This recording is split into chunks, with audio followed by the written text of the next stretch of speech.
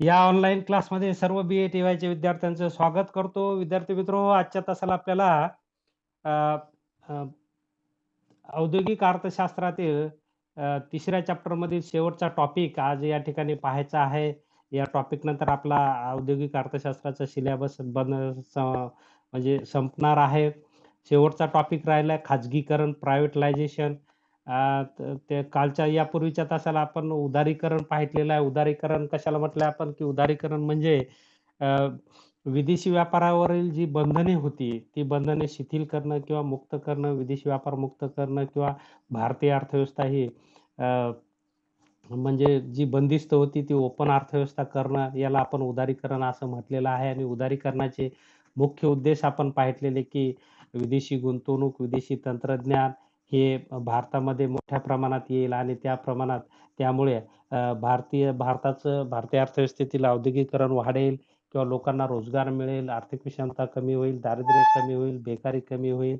अ, अ, हे सगळे उद्देश त्याच्यासमोर होते आणि आपण पाहतो की बऱ्याच प्रमाणात ह्या गोष्टी मध्ये भारतीय अर्थव्यवस्था पुढे जाण्यामध्ये यशही मिळालेलं आहे. आज आपण पाहतो की भारतीय अर्थव्यवस्था जागतिक पातळीवर ही 6व्या क्रमांकाची अर्थव्यवस्था झालेली आहे.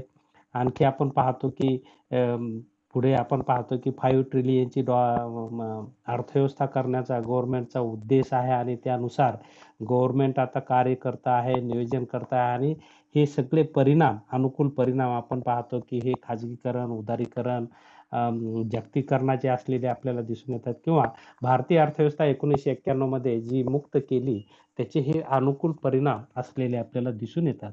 आपण पाहितलं की 1991 च्या औद्योगिक धोरणामध्ये हे की खाजगी त्याच्यात एक वैशिष्ट्य आहे औद्योगिक धोरणाचं, की सार्वजनिक क्षेत्र कमी करून खाजगी क्षेत्राला संधी देणे किंवा खाजगी क्षेत्राचा विस्तार देणे किंवा सहभाग वाढवणे, अशा प्रकारचं एक वैशिष्ट्य आपण त्या ठिकाणी पाहितलं, की 1991 च्या पूर्वी भारतीय अर्थव्यवस्थेमध्ये खाजगी क्षेत्रातून उद्योग स्थापन करण्यामध्ये मोठे उद्योग विशेषतः त्यामध्ये बरीच बंधने होती, परवानाराज पद्धती होती आणि प्रत्येक टप्प्यावर परवाने घ्यावे लागत होते आणि हे परवाने आपण पाहतो की वर्षानुवर्षे मिळत नव्हते आणि त्यामुळे गुंतवणूक काही वाढत नव्हती आणि त्यामुळे भारतीय अर्थव्यवस्थेवरील नैसर्गिक साधनांचा एक प्रक्रियेचा वेग त्या ठिकाणी मंदावला होता आणि सार्वजनिक क्षेत्रातील आपण पाहतो की कार्यक्षमता कमी असल्यामुळे एकंदरीत तोटा वाढत होता आणि भारतीय अर्थव्यवस्था या सगळ्या अडचणीत आली होती. म्हणून सार्वजनिक क्षेत्रातील तोटा कमी करण्यासाठी खाजगी क्षेत्राला पुढे आणणे आणि खाजगी क्षेत्राच्या माध्यमातून देशामध्ये उत्पादन आणि वितरणाच्या प्रक्रिया पार पाडणे अशा प्रकारचं उद्देश समोर ठेवून हे औद्योगिक धोरण जाहीर केल्याचं आपल्याला दिसून येतं आणि आज आपण पाहतो की शासन आता प्रत्येक क्षेत्रामध्ये म्हणजे खाजगीकरणाच्या माध्यमातून आता विकासाच्या संधी लोकांना उपलब्ध करून देत आहे. मग ते रस्ते असतील, वस्तू निर्मिती असेल किंवा इतर कोणत्याही आपण पाहतो की देशाच्या संरक्षण साधनसामग्रीमध्येही आता खाजगी क्षेत्राला संधी दिलेली आहे. आता आपण पाहतो की आरोग्य क्षेत्र असेल, त्यानंतर विमा क्षेत्र असेल, सगळ्या क्षेत्रात असं आता भारतीय अर्थव्यवस्थेत एकही क्षेत्र शिल्लक राहिलेलं नाही, की ज्यामध्ये खाजगी क्षेत्राला संधी दिलेली नाही.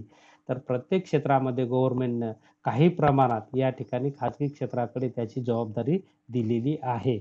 तर आपण पाहतो की अ, हळू भारतीय अर्थव्यवस्था ही आता भांडवलशाही अर्थव्यवस्थेकडे झुकत असलेली आपल्याला दिसून येते. कारण आपण पाहितलं की सार्वजनिक क्षेत्राचे फार मोठे तोटे किंवा लॉस भारतीय अर्थव्यवस्थेला सहन करावा लागला आणि त्यातून भारतीय अर्थव्यवस्था बाहेर काढण्यासाठीच आपण पाहतो की हे नवीन आर्थिक धोरण आपल्याला स्वीकारावं लागलं आणि आज आपण पाहतो की भारताने एक जागतिक पातळीवर या धोरणाच्या माध्यमातून विशेष असा दबदबा निर्माण केलेला आहे.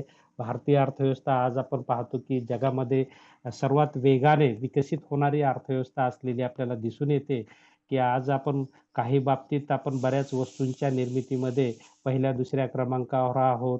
की हे सगळं आपण पाहतो, की हे सगळं जागतिकीकरणामुळे, खाजगीकरणामुळे, उदारीकरणाच्या पॉलिसीमुळे आपण पाहतो, की हे सगळं शक्य झालेलं आहे. कारण आपण पाहतो, की जगाच्या तुलनेत भारतात दुसऱ्या क्रमांकाची लोकसंख्या असूनही भारताने हा केलेला विकास अ, तो म्हणजे निश्चितच या पॉलिसीचा अनुकूल परिणाम असेल. आणखीनही आपण पाहतो की भारतामध्ये विकासाच्या फार मोठ्या संधी आहेत. अ, आपण पाहतो की आणखीनही ग्रामीण भागापर्यंत म्हणावा तितकासा विकास केलेला नाही. विकासाच्या संधी किंवा पायाभूत सुविधा म्हणूया किंवा त्या लोकांना विकासाच्या संधी आणखीनही तेवढ्या उपलब्ध झालेल्या नाहीत आणि त्यामुळे आपण पाहतो की ग्रामीण भागातून स्थलांतरण शहरी भागाकडे होत आहे.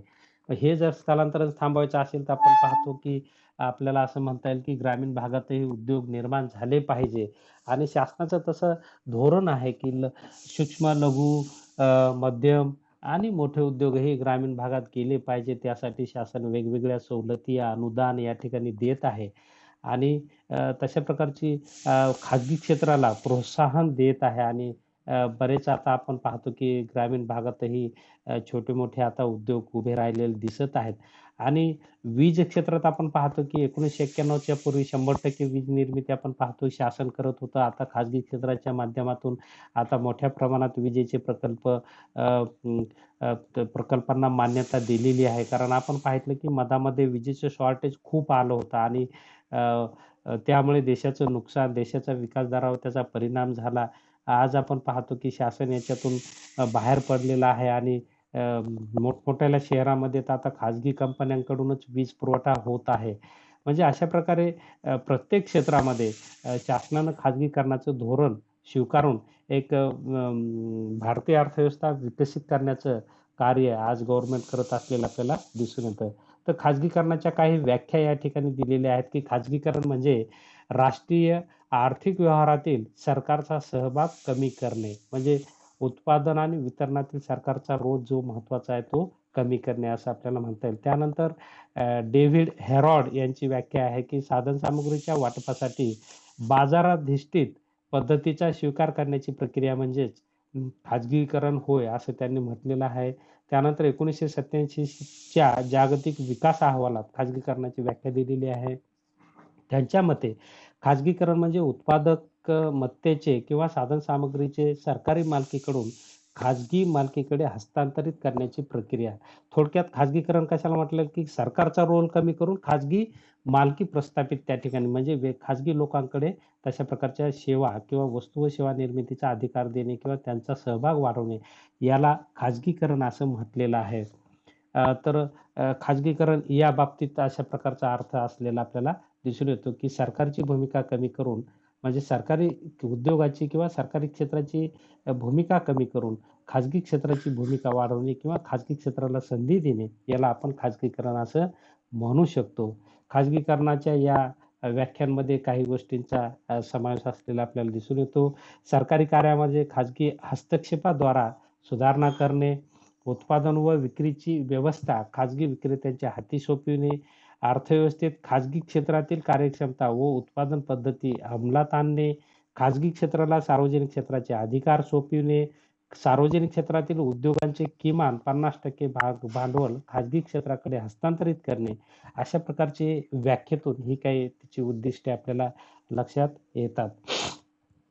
त्याचबरोबर खाजगीकरण जे भारतामध्ये झालेलं आहे, ते ते काय पद्धतीमध्ये किंवा त्याचे काही टप्पे किंवा अ, अवस्था या ठिकाणी असलेल्या आपल्याला दिसून येतात. त्यामध्ये पहिला टप्पा किंवा पद्धती आपल्याला सांगता येईल, की मालकी हक्काच्या संदर्भात खाजगीकरण केलेलं आहे, की या पद्धतीत सार्वजनिक उद्योगांची मालकी सरकारकडून खाजगी व्यक्तीकडे किंवा संस्थेकडे पूर्णपणे किंवा अंशतः हस्तांतरित केली जाते. जसं की आपण पाहितलं, की शासनाने नवीन आर्थिक धोरण जेव्हा 1991ला आणलं तेव्हाच निर्गुंतवणुकीकरण मंत्रालयाची ही स्थापना करण्यात आली किंवा तसा आयोग किंवा समिती नेमण्यात आली आणि त्या अ, आपण पाहतो की ही समिती खाजगी सर्व सार्वजनिक क्षेत्राचं निर्गुंतवणुकीकरण करण्याला मान्यता देते किंवा तशा प्रकारचा आढावा घेते.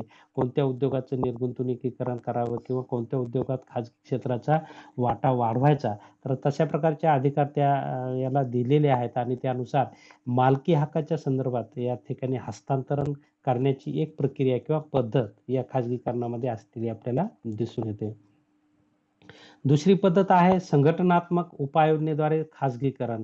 जेव्हा सार्वजनिक क्षेत्रातील उद्योगांच्या मालकी हक्कात बदल न करता केवळ संघटनात्मक उपाययोजनांद्वारे खाजगीकरणाचे लाभ मिळवले जातात, तेव्हा त्यास संघटनात्मक उपाययोजनाद्वारे सरकारी नियंत्रणे, हस्तक्षेप यावर मर्यादा लाभवल्या लादल्या जातात. त्यानंतर तिसरी पद्धत आहे कार्यकारी उपायाद्वारे खाजगीकरण, की सार्वजनिक उद्योगात व्यावसायिक दृष्टिकोन निर्माण करण्यासाठी जे उपाय योजले जातात, त्यास कार्यकारी उपाययोजनेतून खाजगीकरण असे म्हटलं जातं. यामध्ये निर्णय स्वातंत्र्य, प्रेरक वेतन, भांडवल उभारणी स्वातंत्र्य इत्यादी उपायांचा समावेश झालेला आपल्याला दिसून येतो, की आता आपण पाहतो, की सार्वजनिक उद्योग सुद्धा त्यांना थोड्याफार प्रमाणात नफा मिळावा किंवा ते व्यवस्थित चालावेत या अनुषंगाने त्यामध्ये ज्या सुधारणा केल्या जातात, त्या सुधारणा आपण कार्यकारी उपायाद्वारे खाजगीकरण असं म्हणतो, की जसं की आपण पाहतो, की एस-टी महामंडळामध्ये आता बऱ्याच सुधारणा झालेल्या आहेत. काही सेवा ह्या खाजगी लोकांकडून घेतल्या जातात. अशा प्रकारचा सहभाग या ठिकाणी वाढत आहे. स्वच्छतेच्या संदर्भात किंवा नवीन टेक्नॉलॉजीच्या संदर्भात सरकार खाजगी क्षेत्राची मदत घेतल्या जाते आणि त्या मदती कॉन्ट्रॅक्ट दिल्या जातात आणि त्याद्वारे कामं करून घेतल्या जातात. अशा प्रकारच्या या वेगवेगळ्या पद्धतीच्या माध्यमातून आपण पाहतो, की सरकारी उपक्रमामध्ये खाजगी क्षेत्राचा आता सहभाग वाढत आहे किंवा या पद्धतीलाही खाजगीकरण असं म्हटलं जातं. खाजगीकरणाची काही उद्दिष्टे या ठिकाणी सरकारने समोर ठेवलेली आहेत, की सरकारी उद्योगांना होणारा तोटा कमी करणे, मुक्त व्यापार धोरणाचा अवलंब करणे, व्यवस्थापनाचा दर्जा सुधारणे, अविकसित क्षेत्राचा विकास साध्य करणे, सरकारी खर्चाचे ओझे कमी करणे, सरकारचा वाढता खर्च, कर्ज, कराचे दर कमी करणे, अ, सरकारच्या उत्पन्नात वाढ करणे, विकासाचे निर्णय आर्थिक दृष्टिकोनातून घेणे, आर्थिक बाबींचा राजकीय दृष्टीने केले जाणारा विचार थांबविण्यासाठी, त्याचबरोबर सार्वजनिक क्षेत्रातील उद्योगांमध्ये तयार होणाऱ्या बळकट कामगार संघटनेचे सामर्थ्य कमी करणे, वस्तू व उत्पादन घटकांच्या मालकीची कक्षा वाढवून एका व्यापक पायावर भांडवलशाही अर्थव्यवस्था अस्तित्वात येण्यासाठी अशा प्रकारचं उद्दिष्ट त्यांनी ठेवलेलं आपल्याला दिसून येतं. त्याचबरोबर विकसित क्षेत्राचा विकास साधण्यासाठी हे समोर उद्देश ठेवून भारताने खाजगीकरणाचा स्वीकार केलेला आपल्याला दिसून येतो. तर भारतीय अर्थव्यवस्थेला काय फायदे झाले खाजगीकरणाचे? तर यामध्ये काही मुद्दे आपल्याला सांगता येतील. त्यामध्ये पहिला मुद्दा आहे की या ठिकाणी खाजगीकरणामुळे उद्योगांची कार्यक्षमता वाढलेली आहे. आपण पाहिलं की सार्वजनिक क्षेत्राची उद्योगांची कार्यक्षमता कमी आहे. जे उद्योग ज्या कॅपॅसिटीप्रमाणे चालायला पाहिजे ते चालत नाहीत. वर्षभरचा जे उद्योग आपण पाहतो की वर्षातून काही महिने चालतात, काही महिने बंद असतात किंवा दिवसातून त्याची क्षमता समजा 1000 टन वस्तू तयार करण्याची असेल तर तिथे 500 टन वस्तू तयार करणे. अशा प्रकारे क्षमता वेगवेगळ्या किंवा होणारा वाढता उत्पादन खर्च या वेगवेगळ्या कारणांमुळे सरकारी उपक्रम आपण पाहतो की तोट्यात गेले. परंतु खाजगी क्षेत्रामध्ये व्यवस्थापन चांगलं असतं. मालक कामगार संघटना आपण पाहतो की त्यामध्ये तेवढं त्यांना संधी दिल्या जात नाही. सरकारी उपक्रमामध्ये कामगारांना स्वातंत्र्य दिलं जातं आणि त्यामुळे आपण नेहमी पाहतो की सरकारी उपक्रमामध्ये संप, टाळेबंदी हे नेहमी चालतं. म्हणजे कामगार संघर्ष जास्त असतो. पण खाजगी क्षेत्रामध्ये अशा प्रकारचा संघर्ष नसतो. कारण आपण पाहतो की खाजगी क्षेत्रामध्ये व्यवस्थापनाचं काटेकोर नियंत्रण असतं आणि अ, आणखी एक की 1991च्या या मुक्त व्यापाराच्या धोरणाने कामगार कायदे शिथिल करण्यात आले. जे कामगारांना अधिकार दिले होते ते आता कमी करण्यात आले. त्या अधिकारामुळेच आपण पाहतो की कामगार संघटना सरकारवर दबाव आणून मोठ्या प्रमाणात वेतन वाढवून घेत होत्या आणि त्याचा परिणाम आपण पाहतो की उत्पादन खर्च खूप वाढत होता आणि त्या प्रमाणात कार्यक्षमता ह्या लोकांची वाढली नाही आणि त्यामुळे म्हणजे उत्पादन कमी आणि खर्च जास्त अशा प्रकारची अवस्था सरकारी उपक्रमाची झाली होती. त्यातून बाहेर पडण्यासाठी शासनाने खाजगीकरणाचा मार्ग स्वीकारलेला आपल्याला दिसून येतो, की ज्यामध्ये खाजगी क्षेत्रामध्ये उद्योगांची कार्यक्षमता मोठ्या फार प्रमाणात असते. खाजगी क्षेत्रात फायद्याच्या भूमिकेतून निर्णय घेतले जातात आणि त्या निर्णयामुळे ते तातडीने घेतले जातात. बाजारातील मागणीनुसार म्हणजेच ग्राहकांच्या गरजानुसार उत्पादन घेण्यावर भर दिला जातो आणि त्यातून उत्पादनात आवश्यक ते बदल केले जातात, असं आपल्याला म्हणता येईल. त्यानंतर स्पर्धात्मकता असते. खाजगी क्षेत्र स्पर्धेवर आधारित आहे. आपण पाहतो की बाजारधिष्ठित अर्थव्यवस्था जर निर्माण करायची असेल, तर खाजगी त्यामध्ये स्पर्धा असणे गरजेचं असतं. कारण त्यातून आपण पाहतो की स्पर्धेतून वस्तूच्या किमती कमी होतात आणि ग्राहकांनाही लाभ होतो आणि वस्तूच्या किमती कमी तेव्हाच होतात जेव्हा आधुनिक तंत्रज्ञानाचा वापर केला जातो. तर ह्या सगळ्या गोष्टी खाजगी क्षेत्रातून शक्य असतात आणि आपण पाहतो की यामुळेच स्पर्धात्मकता वाढण्यासाठी उद्योग संस्थेमध्ये किंवा उद्योगांमध्ये स्पर्धा जर निर्माण झाली, तर आपण पाहतो की नवीन संशोधन येतं, नवीन वस्तूंची निर्मिती येते, नवीन तंत्रज्ञानाचा वापर होतो. हो, कार्यक्षमता पूर्णपणे उपयोगात आणली जाते, उत्पादन खर्च त्यामुळे कमी होतो आणि हे स्पर्धात्मकतेचे खूप फायदे आहेत आणि त्यामुळे अर्थव्यवस्था विकसित होण्याला मदत होते, असं आपल्याला दिसून येतं आणि ती स्पर्धात्मकता खाजगी क्षेत्राशिवाय वाढत नाही, असं आपल्याला दिसून येतं. कारण सरकारी उपक्रमामध्ये आपण पाहतो, की कामगारांचं वेतन ठरलेलं असतं. त्यांचं त्या उद्योगातून निर्मिती हो, वस्तूची निर्मिती हो अथवा न हो, उद्योग फायद्यात येवो अथवा न येवो, त्यांचं पेमेंट ठरलेलं असतं. परंतु खाजगी क्षेत्रात असं नसतं. खाजगी क्षेत्रात आपण पाहतो, की मागणी आणि पुरवठ्यानुसार, लोकांच्या आवडीनुसार या ठिकाणी उत्पादनामध्ये वेळोवेळी बदल केला जातो, संशोधन केलं जातं आणि त्यामुळे खाजगी कंपन्या ह्या नफ्यात राहतात. परंतु सरकारी कंपन्यांमध्ये अशा प्रकारचे प्रयोग झाले नाही. आणि त्यामुळे सरकारी उद्योग तोट्यात दिले आणि म्हणून भारताने खाजगीकरण केलेलं आहे आणि त्याचे लाभ भारतीय अर्थव्यवस्थेला होत आहेत. त्याचबरोबर तांत्रिक प्रगती हा एक फायदा झालेला आपल्याला दिसून येतो, की खाजगी क्षेत्रात स्पर्धात्मकता टिकविण्यासाठी वस्तूची गुणवत्ता सुधारणे, उत्पादन खर्च कमी करणे, यासाठी तांत्रिक प्रगती करणे आवश्यक बनते. याचा फायदा ग्राहकांना स्वस्त व चांगल्या वस्तू उपलब्ध होण्यामध्ये होतो आणि मागणी टिकून राहते असं आपल्याला म्हणता येईल. जसं की आपण पाहतो, की एखाद्या साबणाचं जरी आपण उदाहरण घेतलं, की साबणाचा तुम्ही पहा त्याचं वेस्टर्न म्हणा, त्याचा कलर म्हणा, त्याचं सेंट म्हणा, त्याची पॅकिंग म्हणा, दर 6 महिन्याला बदलत राहते आणि आपली एक आकर्षण आपल्याला त्याच्यामध्ये आवड निर्माण होते, की नाही ही साबण चांगली आहे, ती साबण चांगली आहे. म्हणजे ग्राहकांच्या मानसशास्त्राचा अभ्यास करून खाजगी उद्योजक तशा प्रकारच्या वस्तूची निर्मिती करतात. परंतु सार्वजनिक क्षेत्रामध्ये असं झालं नाही आणि त्यामुळे खाजगी क्षेत्रामध्ये मोठ्या प्रमाणात प्रगती असते आणि हे टिकून राहण्यासाठी आधुनिक तंत्रज्ञान, नवीन संशोधन तशा प्रकारची कार्यक्षमता उपयोगात आणली जाते किंवा लोकांना प्रशिक्षण दिलं जातं. आणि त्यामुळे वस्तूची गुणवत्ता वाढते, उत्पादन खर्च कमी होतो, किंमत कमी होते आणि आपण पाहतो की त्यामुळे भारतीय अर्थव्यवस्थेमध्ये चांगली वस्तूला मागणी येते आणि वस्तूला मागणी आल्यामुळे खाजगी क्षेत्राला नफा मिळतो. नफा झाल्यामुळे मोठ्या प्रमाणात गुंतवणूक होते. गुंतवणूक झाल्यामुळे रोजगारही वाढतो आणि अर्थव्यवस्था विकसित होते असं आपल्याला म्हणता येईल. त्यानंतरचा खाजगीकरणाचा आपल्याला फायदा सांगता येईल की साधनसामुग्रीचा योग्य वापर होतो.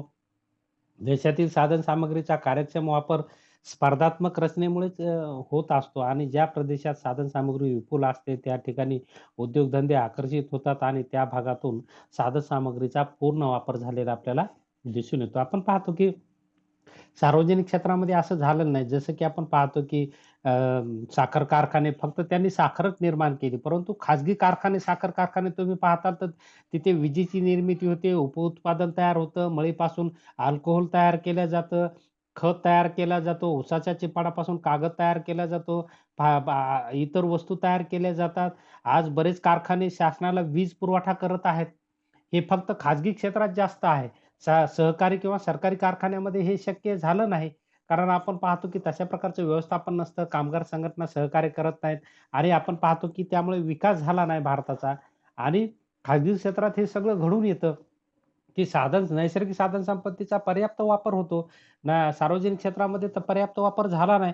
ऊसापासून फक्त साखर बनवली आणि बाकीचे त्यापासून होणाऱ्या वस्तू जो समजा आता आपण ऊसाचे चिपाड वगैरेच्या कारखाना फेकून द्यायचा आणि त्यामुळे आपण पाहतो की खूप मोठ्या प्रमाणात नुकसान झालेलं आहे. आज आपण पाहतो की साखर कारखाने जर साखरेबरोबर वीज निर्मिती केली, कागद निर्मिती केली, अल्कोहोल तयार केलं, इतर उत्पादन तयार केले, तर प्रचंड प्रमाणात नफा मिळतो. आज सरकारी किंवा सहकारी साखर कारखाने हे करत नाहीत म्हणून नेहमी ते तोट्यात असतात आणि म्हणून काय तोट्यात असले तर गव्हर्नमेंटचं नुकसान होतं. गव्हर्नमेंटला वेळोवेळी पॅकेज द्यावं लागतं, आर्थिक सवलती द्याव्या लागतात, कामगारांचं हित पाहावं लागतं, शेतकऱ्यांचं हित त्यामुळे पाहावं लागतं आणि त्यामुळे शासन वेळोवेळी त्यावर खर्च करतं आणि तोट्यातच जातो तो खर्च. म्हणून अर्थव्यवस्थेचा आतापर्यंत विकास झाला नाही आणि आणि त्यामुळेच अर्थव्यवस्थेचा विकास जर करायचा असेल तर साधन सामग्रीचा योग्य वापर होतो आणि त्याशिवाय त्यामध्ये खाजगी क्षेत्राशिवाय पर्याय गव्हर्नमेंटकडे उरला नव्हता असं आपल्याला म्हणता येईल. त्यानंतर विकास दरात वाढ. आपण पाहतो की देशाच्या राष्ट्रीय उत्पन्नात 1991च्या पूर्वी फार तर 3-3.5% पर्यंतच वाढ होत होती. आज आपण पाहतो की भारतीय अर्थव्यवस्था सध्या कोव्हिडमुळं थोडं मायनसमध्ये रेट जात आहे. परंतु आपण पाहतो की हा विकासाचा दर आपण 10% पर्यंत गाठला होता, की हे खाजगी क्षेत्रामुळे शक्य झालेलं आहे. जे की सार्वजनिक क्षेत्र हे करू शकलं नाही किंवा सहकार क्षेत्र हे करू शकलेलं नाहीये. त्यानंतर सार्वजनिक कर्जाचा बोजा कमी झाला. आपण पाहतो की अ, सार्वजनिक उद्योगाचा तोटा कमी करण्यासाठी वेळोवेळी आर्थिक तरतूद शासनाला करावी लागली. त्यामुळे तुटीचा अर्थसंकल्पातील तूट वाढली. त्यामुळे विदेशी कर्ज तूट भरून काढण्यासाठी विदेशी कर्ज घ्यावे लागले आणि शासनावर कर्जाचा बोजा एवढा वाढला, की तो जीडीपीच्या 55% झाला. आणि 50% क्रॉस करणे म्हणजे अर्थव्यवस्था दिवाळखोरीकडे जाणे. अशा प्रकारचं आपण पाहतो की एक कुठेतरी आर्थिक शिस्त पाहिजे होती आणि ती शिस्त या धोरणामुळे आली असं आपल्याला म्हणता येईल. आणि त्यामुळे आपण पाहतो की आज अर्थव्यवस्था शासन कर्ज न घेता अर्थव्यवस्था खाजगी क्षेत्राच्या माध्यमातून व्यवस्थितरित्या चालत आहे. लोकांना रोजगार मिळत आहे, लोकांना वस्तू मिळत आहेत, कमी किमतीमध्ये वस्तू मिळत आहे. आपण पाहतो की पहिला साधारण मोबाईल घेतला तर तो 5,000-10,000 त होता. आज आपण पाहतो की तेव्हा तोच मोबाईल आता ₹1,500-1,500 मध्ये मिळत आहे. पहिलं आपण पाहतो की BSNLच्या माध्यमातून इंटरनेट आपल्याला खूप महाग पडत होतं. आज खाजगी कंपन्या यामध्ये आल्या तर आपण पाहतो की इंटरनेट आज आज स्वस्त झालेलं आहे, की हे सगळं जागतिकीकरणाचे परिणाम आहेत. म्हणजे हे सगळं आपण पाहतो की शासनाने शासनाचे उपक्रम हे कार्यक्षम नव्हते. व्यवस्थापन तेवढं भ्रष्ट व्यवस्थापन होतं. मोठ्या प्रमाणात भ्रष्टाचार होता. कामगार संघटनाकडून श्रमाकडून तेवढं कामही केलं जात नव्हतं आणि जुनाट यंत्रसामुग्री असल्यामुळे कुठलंही संशोधन त्यामध्ये होत नव्हतं आणि परंपरागत जे चाललंय ते चालू द्या, याच मानसिकतेतून त्यामध्ये उत्पादन होत असल्यामुळे लोकांनी त्याच्याकडे दुर्लक्ष केलं आणि जागतिक अर्थव्यवस्थेमध्ये आपण पाहतो की हे सगळं खाजगी क्षेत्रामध्ये असं नसतं. खाजगी क्षेत्रामध्ये व्यवस्थापन चांगलं असतं, आधुनिक तंत्रज्ञानाचा वापर होतो आणि प्रत्येक गोष्टीचा हिशोब ठेवला जातो आणि प प नैसर्गिक साधनांचा पर्याप्त वापर केला जातो आणि कामगारांकडूनही काम व्यवस्थित करून घेतलं जातं आणि म्हणून हे उद्योग नफ्यात चालतात. यांच्याकडे आधुनिक तंत्रज्ञानावर सगळं असल्यामुळे आपण पाहतो उत्पादन खर्च कमी येतो, गुणवत्ता वस्तूची चांगली असते. त्यामुळे ग्राहक त्या वस्तू खरेदी करतात. आणि त्यामुळे आता शासनाला आता हे खाजगीकरण आणल्यामुळे शासनाला ह्या गोष्टी आता करत नाही. शासन यातून बाहेर पडलेलं आहे आणि त्यामुळे सार्वजनिक जो काही कर्ज शासनाला उद्योग चालवण्यासाठी घ्यावा लागत होतो, आता तो कर्जाचा बोजा आता कमी त्यामुळे झालेला आहे, असं आपल्याला दिसून येईल. आता हे अनेक फायदे आपण पाहिले, की खाजगीकरणाचे अनेक फायदे असलेले आपल्याला दिसून येतात, की आज आपण पाहतो, की प्रत्येक क्षेत्रामध्ये शिक्षणामध्ये खाजगीकरण आलेलं आहे, आरोग्यामध्ये खाजगीकरण आलेलं आहे, दूरसंचारमध्ये खाजगीकरण आलेलं आहे. आपण पहा खाजगी नेटवर्क आलेलं आहे, सगळं खाजगी टीव्ह्या आलेल्या आहेत. पहिलं फक्त दूरदर्शन एकच होतं. आता खाजगी टीव्ह्या आलेल्या आहेत, खाजगी मोबाईल कंपन्या आलेल्या आहेत, इंटरनेट आलेलं आहे. त्याचबरोबर खाजगी मोठमोठाले उद्योग देखील आलेले आहेत. प्रत्येक वस्तू आता खाजगी क्षेत्राच्या माध्यमातून तयार करण्यासाठी शासन अ, या ठिकाणी तशा प्रकारचं धोरण राबवत आहे. आज आपण पाहतो, की या खाजगीकरणामुळेच सहज फोर व्हीलरच्या किमती कमी झालेल्या आहेत, टू व्हीलरच्या किमती कमी झालेल्या आहेत, की लोकांना वस्तू स्वस्त दरात मिळत आहेत आणि त्यामुळे लोकांची क्रयशक्ती वाढत आहे. रोजगार वाढल्यामुळे उत्पन्न वाढत आहे. उत्पन्न वाढल्यामुळे क्रयशक्ती वाढत आहे. आज आपण पाहतो, की कोव्हिडची महामारी असूनही मागच्या वर्षीच्या तुलनेत यावर्षी फोर व्हीलर आणि टू व्हीलर विक्रीचं प्रमाण हे जास्त आहे. 20% ते 25% जास्त आहे. म्हणजे एवढी गरज निर्माण झालेली आहे. आपण पाहतो, की आता लोक घराच्या बाहेर पडलेले आहेत. लोकांचा संपर्क वाढलेला आहे. ग्रामीण भागात दळणवळणाच्या काही प्रमाणात सुविधा निर्माण झाल्या आणि लोक आता व्यवसायाच्या माध्यमातून प्रचंड प्रमाणात वस्तूची डिमांड करत आहेत आणि ही डिमांड पूर्ण करण्यासाठी खाजगी क्षेत्र आज सक्षमरित्या उभं राहणं गरजेचं आहे. कारण भारताची लोकसंख्या जर पाहिली, भारताची वाढत्या लोकसंख्येतून वाढती मागणी जर पाहिली, तर खाजगीकरणाशिवाय आपल्याला पर्याय नव्हता, असं आपल्याला म्हणता येईल. तर या फायद्यासोबतच काही खाजगीकरणाचे तोटेही झालेले आपल्याला दिसून येतात, की त्यामध्ये पहिला तोटा सांगता येईल, की बेरोजगारी निर्माण झालेली आहे, की असं म्हटलं जातं, की खाजगी क्षेत्रामध्ये आधुनिक तंत्रज्ञानाचा वापर होतो आणि म्हणून तंत्रज्ञानाचा वापर केल्यामुळे भांडवल प्रधान तंत्राचा वापर होतो आणि पूर्वी आपण पाहतो, की सरकारी उपक्रमामध्ये श्रमप्रधान तंत्राचा वापर केला जात होता आणि तो मुद्दाम केला जात होता, की वाढत्या लोकसंख्येला रोजगार प्राप्त व्हावा म्हणून प्रत्येक वस्तूच्या निर्मितीमध्ये श्रमाचा रोल महत्त्वाचा होता. श्रमाला महत्त्वाचं स्थान दिलेलं होतं आणि हे मुद्दामच दिलेलं होतं, की त्यामुळे रोजगार वाढेल म्हणून. परंतु आपण पाहतो, की त्यामुळे तोट्याची स्थिती निर्माण झाली आणि उत्पादन वाढीचा वेग जर वाढवायचा असेल, वस्तूमध्ये गुणवत्ता वाढवायची असेल, उत्पादन खर्च कमी करायचा असेल वस्तूच्या निर्मितीचा, तर आधुनिक तंत्रज्ञानाशिवाय पर्याय नाही आणि ते खाजगी क्षेत्रामध्ये तशा प्रकारे स्वीकारलं जातं आणि नफा मिळवला जातो. परंतु यातून बेकारी निर्माण होते असं एक तो साइड इफेक्ट किंवा प्रतिकूल परिणाम खाजगीकरणाचा आपल्याला सांगता येईल. कारण आपण पाहतो की आता या कोविड महामारीमध्ये बरेच लोकं आता बेकार झालेले आहेत. खाजगी क्षेत्रात जर समजा आपण पाहतो की एखाद्या कंपनीमध्ये 1000 लोकं आहेत आणि कंपनी अडचणीत आली, तर कंपनी सहजरित्या ह्या लोकांना काढू शकते. पहिलं कसं होतं की एकदा जर कामावर लागला व्यक्ती पर्मनंट झाला, तर त्याला आयुष्यभर म्हणजे वयाच्या म्हणजे रिटायरमेंटपर्यंत त्याला काढता येत नव्हतं. कामगार कायदे हे श्रमाच्या बाजूने होते, परंतु आता जागतिकीकरणामध्ये कामगार कायद्यामध्ये बदल केलेला आहे. आता आपण पाहतो की म्हणजे मागच्या महिन्यातच मोदी गव्हर्नमेंटने एक कामगार कायदा असा पास केला, की आता खाजगी क्षेत्रामध्ये पर्मनंट क क क जे लेबर आहेत किंवा श्रम आहेत किंवा कर्मचारी आहेत, त्यांना सुद्धा कॉन्ट्रॅक्ट बेसिकवर आणता येतं आणि कॉन्ट्रॅक्ट बेसिकवर आणलेले लोकं हे केव्हाही कंपनीला काढून देता येतात. म्हणजे कुठल्याही प्रकारची नोटीस न देता कंपनी त्यांना काढू शकते किंवा घेऊ शकते. अशा प्रकारची लवचिकता या धोरणामध्ये आणलेली आहे आणि त्यामुळे एखादा उद्योग अडचणीत आला तर लगेच कामगार कमी केले जातात. त्यामुळे बेकारी वाढते आणि कोविड महामारीमुळे हे सगळं आता लक्षात आलेलं आहे, की खाजगीकरणाचे काय परिणाम असतात. लाखो लोकांच्या नोकऱ्या गेलेल्या आहेत, की सरकारी उपक्रमातून कोणाला कमी केलेलं नाही. सरकार पगार देतंय. म्हणून लोकांनाही सरकारी उपक्रमाची जाणीव झाली पाहिजे. तिथं भ्रष्टाचार कमी केला पाहिजे. तिथं कार्यक्षमतेने काम केलं पाहिजे.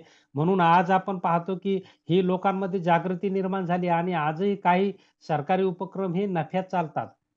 आलं का लक्षात? काही उपक्रम हे नफ्यात चाललेले आपल्याला दिसून येतात आणि म्हणून जसं की एस-टी महामंडळाचं खाजगीकरण होऊ नये असं लोकांना वाटत असेल, तर त्या लोकांनी कामं केली पाहिजे. एस-टी फायद्यात येईल यासाठी प्रयत्न केले पाहिजे. नाहीतर लोकं हात दाखवत आहेत आणि एस-टी उभा राहत नाही. रिकामी एस-टी धावते आहे. तर असं किती दिवस चालणार? बरोबर आहे. मग लोकांनाही कळालं पाहिजे, की रोजगार जर प्राप्ती झाली असं वाटत असेल, तर सरकारी उपक्रमही चांगले चालले पाहिजे, फायद्यात गेले पाहिजे.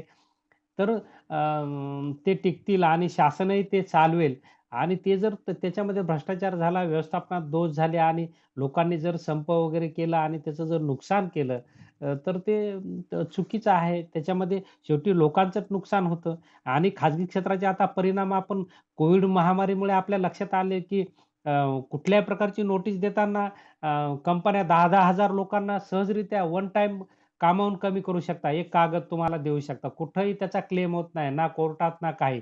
तसे कामगार कायदे तर आता शिथिल झालेले आहेत. जे पहिले कडक कामगार कायदे होते, की कामगारांच्या बाजूने होते. एकदा जर कामगार कामावर घेतला तर त्याला पर्मनंट केलं जायचं आणि आयुष्यभर वयाच्या 60व्या पर्यंत त्याला सांभाळलं जायचं. परंतु आता तशा प्रकारची स्थिती नाही. लगेच महिनाभर एखादा व्यक्ती कामावर घेतला आणि वाटलं त्याचा परफॉर्मन्स चांगला नाही, तर लगेच दुसऱ्या महिन्यात त्याला कमी केलं जातं किंवा 2 महिन्यांनी त्याला कमी केलं जातं किंवा 2 वर्षानं कमी केलं जातं किंवा 5 वर्षानं कमी केलं. कंपनी पाहिजे तेव्हा कामगारांना घेऊ शकते आणि कमी करू शकते. हा साइड इफेक्ट आपण पाहतो, की खाजगी क्षेत्राचा फार मोठा आहे. लोकांच्या लाईफमध्ये असुरक्षितता निर्माण झाली. कामगारांच्या लाईफमध्ये, जीवनामध्ये खाजगी क्षेत्रामुळे असुरक्षितता निर्माण झालेली आहे. आज आपण पाहतो, की बरेच मुलं आता खाजगी कंपन्यांमध्ये कामाला आहेत. परंतु तिथं पर्मनंट जॉब नाही. कंपनी केव्हाही काढू शकते. मग तो इंजिनिअर असो, की आणखी कुठला कोणी असो. आपण पाहतो, की त्यांना वर्षे 2 वर्षाला कंपन्या बदलाव्या लागतात. त्याशिवाय त्यांचं पेमेंट वाढत नाही किंवा तसा संघर्ष करावा लागतो. हे खाजगीकरणाचा प्रतिकूल परिणाम आहेच. पण आपण पाहतो, की ही ही मजबुरी हे हे कशामुळे आलं, की आपण पाहतो, की कर्मचाऱ्यांमुळेच आलं. आज आपण पाहतो, की सरकारी क्षेत्रामध्ये जा, गव्हर्नमेंटच्या ऑफिसमध्ये गेलं तर किती लोकांना प्रामाणिकपणे ते लोकं बोलतात, किती काम करतात. कधी गेलं तर ऑफिसमध्ये बरेच लोकं भेटत नाहीत. ही ही सरकारी उपक्रमांची अवस्था आहे. मग असं जर केलं तर त्याची उपयुक्तता काय आहे? जसं की आपण पाहतो की सरकारी बँकांमध्ये अ, आजही ग्राहकांना फार रिस्पेक्ट दिल्या जात नाही. पण खाजगी बँकांमध्ये रिस्पेक्ट दिला जातो. बसा म्हटलं जातं, पाणी आणून दिलं जातं. म्हणजे लोकांचं जर तुम्ही आत्मविश्वास मिळवला तर लोक रिस्पॉन्स देतात. पण आपण पाहतो की सरकारी नोकरी माझी आहे ती माझी हे लोकं आले काय, नाही आले का, ती नोकरी माझी जाणार नाही. हा जर अहंभाव लोकांमध्ये असेल, तर ते किती दिवस टिकेल? म्हणून ह्या स्वभावात बदल झाला पाहिजे. म्हणजे तरच शासन सरकारी उपक्रम आज आपण पाहतो शासन रेल्वे चालवतं. एवढ्या ह्याच्यामध्येही रेल्वे चालवतं. अं, बऱ्याच सामाजिक कल्याणाच्या योजना चालवतं. भविष्यात जर असं नफ्यात आलं नाही, तर हे टिकणार नाही. आणि म्हणून नफ्यात आणायचं असेल, तर जे लोकं सरकारी उपक्रमात आहेत, त्यांनी लोकोपयोगी कामं केले पाहिजे. लोकांना फायदा कसा होईल, लोकांना शासकीय योजनांचा लाभ कसा होईल, हे पॉझिटिव्ह राहिलं पाहिजे. नाहीतर आपण पाहतो, की आजही सरकारी लोकांकडून लोकांना रिस्पॉन्स मिळत नाही. अ, एका दिवसात काम होत नाही आणि मग लोकं खाजगी क्षेत्राकडे जातात आणि मग खाजगी क्षेत्रात आपण पाहतो सगळं पिळून काढतं. सेवेचा मोबदलाही जास्त घेतं आणि कर्मचाऱ्यांना पेमेंटही कमी देतं. तर ही सगळे दोष खाजगी क्षेत्राचे असलेले आपल्याला दिसून येतात. दुसरा तोटा आहे, की प्रादेशिक असमतोल वाढतो. आपण पाहतो, की आता शासनाने जागतिकीकरणातून स्थानिकीकरणाची जी बंधने होती, पहिले स्थानिकीकरणाची बंधने होती, की एक उद्योग एका ठिकाणी स्थापन झाला तर जसं की कारखाने, एक साखर कारखाना एका ठिकाणी परभणीत स्थापन झाला, तर पुढचा साखर कारखाना 25 किलोमीटरच्या पुढे स्थापन होईल. तर तोपर्यंत मधामध्ये कुठल्या कारखान्याला परवानगी दिल्या जात नव्हती. परंतु आता आपण पाहतो, की हे मर्यादा स्थानिकीकरणाच्या मर्यादा उठवल्यात. परभणीला एक झाला तर लगेच परभणीच्या 5 किलोमीटर अंतरावर दुसरा कारखाना उभा राहिला. म्हणजे पहिला बंद पडतो, दुसरा सुरू होतो. दुसरा बंद पडतो, तिसरा सुरू होतो. अशा प्रकारचं आपण पाहतो, की हे झालेलं आहे आणि जिथं कच्चा माल आहे, जिथं फायदा आहे, तिथंच कारखाने उभे व्हायलेत. जिथं आपण पाहतो, की डोंगराळ भागात, ग्रामीण भागात आजही कारखाने उभे होत नाहीत. कारण तिथे पायाभूत सुविधा नसतात. जिथं पायाभूत सुविधा आहेत, तिथंच कारखाने उभे व्हायला लागलेत. खाजगी क्षेत्रामध्ये आपण पाहतो, की समतोल विकासाचं हे उद्दिष्ट पूर्ण होत नाही खाजगीकरणाच्या माध्यमातून. कारण हे उद्योग ग्रामीण भागात निर्माण होतच नाहीत, स्थापन होतच नाहीत. कारण ग्रामीण भागात अनेक समस्या आहेत, त्यांना माहिती असतं. आपला उद्योग तोट्यात जाऊ शकतो. म्हणून आपण पाहतो की खाजगीकरणाच्या माध्यमातून मोठमोठ्या सिटीच्या भोवतालच उद्योग उभे राहतात. जसं की मुंबई, ठाणे, चेन्नई, दिल्लीच्या भोवतालच उद्योग या ठिकाणी उभे राहत आहेत. दुसरीकडे उद्योग यायला तयारच नाहीत. कारण आपण पाहतो की त्यांना तिथं सगळ्या सुविधा प्राप्त होतात. बाकी ठिकाणी सुविधा प्राप्त होत नाहीत आणि सुविधा प्राप्त नाहीत तर उद्योग तोट्यात जाण्याची शक्यता असते. म्हणून प्रादेशिक असमतोल मोठ्या प्रमाणात खाजगीकरणाच्या माध्यमातून निर्माण होऊ शकतो, असं आपल्याला म्हणता येतं. एकाच ठिकाणी उद्योगाचे केंद्रीकरण होतं. त्यानंतर निर्गुंतवणूक निधीचा वापर आपण पाहतो, की सार्वजनिक क्षेत्रातील निर्गुंतवणुकीपासून मिळणारे उत्पन्न हे सरकारने आपली वित्तीय तूट कमी करण्यासाठी वापरत आहे आणि त्यामुळे भांडवल खाण्याची प्रक्रिया सुरू झालेली आहे, असं म्हटलं जातं. वास्तविक या निर्गुंतवणूक निधीचा वापर सामाजिक सेवा साठी त्याचा उपयोग होणे गरजेचं आहे. परंतु आपण पाहतो, की शासन आता तो पैसा भलतीकडेच वळवत आहे आणि त्याचा जी अपेक्षा होती निर्गुंतवणुकीच्या माध्यमातून लोकांना सामाजिक सेवा देणे, लोकांचं सामाजिक स्थान उंचावणे, तर ते झालेलं नाही आणि त्यामुळे आपण पाहतो, की हा एक साइड इफेक्ट असलेला आपल्याला दिसून येतो. त्यानंतर बाजार यंत्रणेचे दोष आपण पाहतो, की खाजगीकरणाचा कार्यक्रम हा बाजार यंत्रणेच्या कार्यक्षमतेवर आधारित असतो. पण जर बाजार यंत्रणाच मुळात सदोष असेल, तर त्यावर आधारित कार्यक्रमही सदोष ठरतो. बाजार यंत्रणा ही अर्थव्यवस्थेत तेजीमध्ये निर्माण करणारी ठरते. 1929च्या जागतिक महामंदीने बाजार यंत्रणा पुरेशी विकसित झालेली नसल्याने त्यावर अधिक मर्यादा पडतात. आपण पाहतो की बाजार यंत्रणा ही विकसित पाहिजे, त्यामध्ये ट्रान्सपरन्सी पाहिजे. नाहीतर आपण पाहतो की आता खाजगी क्षेत्रामध्ये ₹5 ची वस्तू ₹50 ला भेटत आहे. अशा प्रकारच्या प्रचंड किमती कोणत्याही लावल्या जात आहे. एम-आर-पी आपण पाहतो की त्या वस्तूची ॲक्चुअल किंमत ही ₹10 असते आणि एम-आर-पी ₹50 असते आणि लोकं आज एम-आर-पीलाच लोकांना वस्तू विकतात. लोकांची आर्थिक पिळवणूक होते. आपण म्हणतो खाजगीकरणातून वस्तूच्या किमती कमी होतात, स्पर्धा पण आता अशी या प्रकारची लूटही होते. तर ही त्यामुळे विषमता वाढते. गरीब-गरीब बनतो, श्रीमंत-श्रीमंत बनतात. व्यापारी हे 5 वर्षात श्रीमंत बनतात. आज तुम्ही पहा कष्ट करणारा शेतकरी जागेवरच आहे. त्याच्या उत्पन्नात वाढ होत नाही आणि व्यापारी आपलं गोड-गोड बोलून आपण पहा नफा किती मिळवतात. ₹5 ची वस्तू ₹10 10 ची ₹50 अशा प्रकारे हे खाजगी क्षेत्राच्या माध्यमातून लोकांची आर्थिक लूट होते किंवा पिळवणूक होते. तर हा एक साइड इफेक्ट किंवा प्रतिकूल परिणाम आपल्याला असलेला दिसून येतो. तुम्ही पहा कोणत्याही दुकानात आपण गेलो, की आपल्याला एम-आर-पी नुसार वस्तू द्यायला लागले आहेत. परंतु ती एम-आर-पी म्हणजे त्या वस्तूची किंमत नसते. एम-आर-पी ही कॉमन आहे आणि त्यामध्ये बार्गेनिंग व्हायला संधी असते. त्याच्यापेक्षा कमी किमतीमध्ये आपल्याला वस्तू मिळायला पाहिजे. परंतु हे लोकं देत नाहीत आणि शासनाचं यावर नियंत्रण नाही. आपण पाहतो, की शासनाचं अशा प्रकारचं नियंत्रण येणं गरजेचं आहे, की खाजगी क्षेत्रावरही शासनाचं वस्तूच्या किमतीबाबतीत नियंत्रण असेल, तर लोकांची आर्थिक पिळवणूक होणार नाही. लोकांच्या हिताचं संरक्षण होईल. परंतु आज ते दिसून येत नाही खाजगी क्षेत्राच्या माध्यमातून. आज आपण पाहतो वस्तूच्या किमती प्रचंड प्रमाणात वाढलेल्या आहेत. म्हणजे एम-आर-पी किती लावायची आणि किती रुपयाला वस्तू विकायची, तिचं प्रोडक्शन कॉस्ट काय, एम-आर-पी काय, याच्यामध्ये डिफरन्स किती असावा, या बाबतीतले नियम आहेत, पण ते कागदावरचे ते कोणी तपासून पाहत नाहीत आणि त्यामुळे आज आपण पाहतो, की जे लोकांचं उत्पन्न वाढलेलं आहे, ते सगळं वस्तूंच्या खर्चामध्येच जात आहे. आज ₹1000 काय येईल?